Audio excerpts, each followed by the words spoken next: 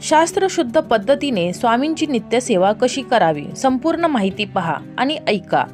आपल्या घरात स्वामींची एक छानशी मूर्ती किंवा फोटो घेऊन या। मूर्तीची पूजा करताना एक फूल वहा, शक्यतो ते झेंडूचे असावे किंवा कोणतेही पिवळे फूल। मनातील इच्छा मागा आणि तारक मंत्र अवश्य ऐका किंवा म्हणा। मूर्तीची पूजा करताना मूर्तीला किंवा फोटोला हळद कुंकू न लावता अष्टगंध लावावे। स्वामींना ही नाद तर खूप प्रिय आहे, त्यामुळे त्यांच्या पूजेत त्याचा वापर नक्कीच करावा। अष्टगंध आणि अत्तर एकत्र करून स्वामींना त्याचा टिळा लावून स्वामींना प्रसन्न करून घ्यावे। या मूर्तीची स्थापना गुरुवारी सकाळी 10:30च्या आधी करा। स्थापना करायची म्हणजे मूर्ती किंवा फोटो एखाद्या विशिष्ट ठिकाणी ठेवा।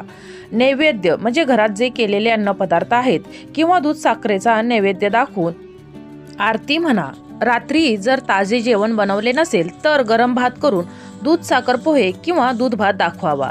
नैवेद्य दाखवताना निरंजन तेवत असावे आणि अगरबत्ती लावलेली असावी। रोज 11 माळ श्री स्वामी समर्थ हा जप करावा। जपमाळ जर नसेल तर 20 मिनिटे हा जप करावा किंवा तेही जमत नसल्यास रोज हिंडत फिरत घरातील कामे करत असताना जप केला तरी चालेल। आपण जप कसा करतो यापेक्षा कोणत्या भावनेने आणि कोणत्या श्रद्धेने करतो हे महत्त्वाचे।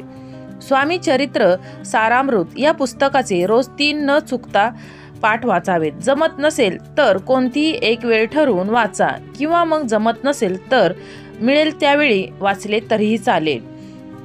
स्वामी चरित्र सारामृताचे अखंड पारायण करा। रोज एकदा तरी तारक मंत्र ऐका। श्री स्वामी समर्थ, जय जय स्वामी समर्थ।